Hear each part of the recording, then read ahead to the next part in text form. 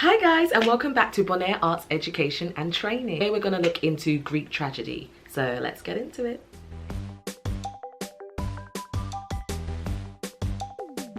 So what is Greek tragedy? Greek tragedy is an ancient form of theatre. It generally depicts that the protagonist has some form of tragedy at the end, either a demise or a downfall. A good example of this is a character may have a problem with pride, and this is rare because this is usually the protagonist. Nowadays we see the protagonist as being the hero or someone great, or in many cases even the villain, but here we have the protagonist being someone who is not just the person we see in the forefront, but actually they have a negative attribute about them which later on causes their demise or their downfall.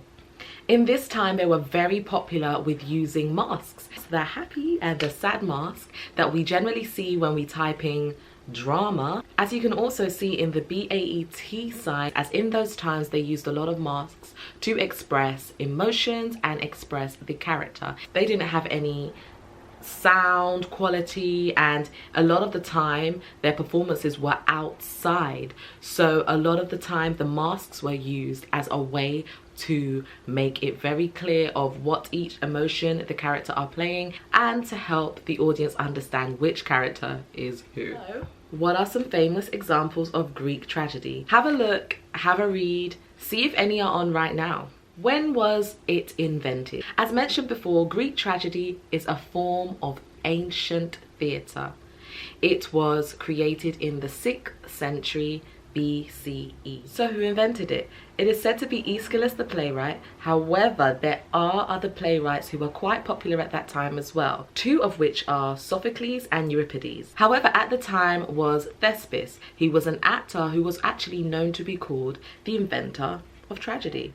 Where does it originate from? So as the title states itself, it is from ancient Greece and Asia Minor. Its home is known to be in Athens, as this is where the majority of the performances took place. So where can I find examples, you might ask? Well, have a look in books, which are placed in lovely places called the libraries. It's not something that is hidden. It is not something that is mostly advertised, but it is something that you can definitely look for.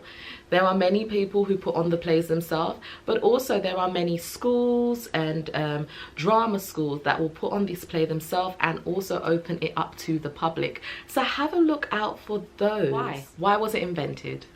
The actual real reason for why it was invented was to teach.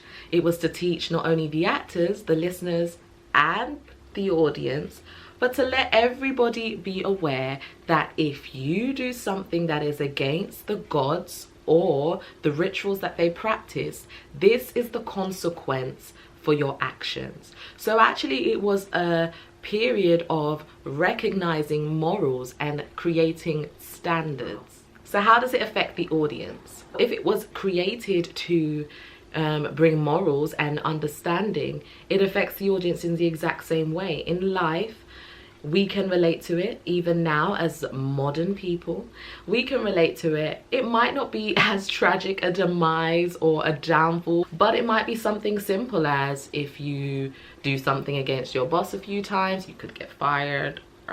Or if you don't listen in class, you get a detention. It's the idea that your audience take from it, they learn from it, and recognize, actually, if I don't do that something that will actually benefit my life, there is probably a consequence around the corner.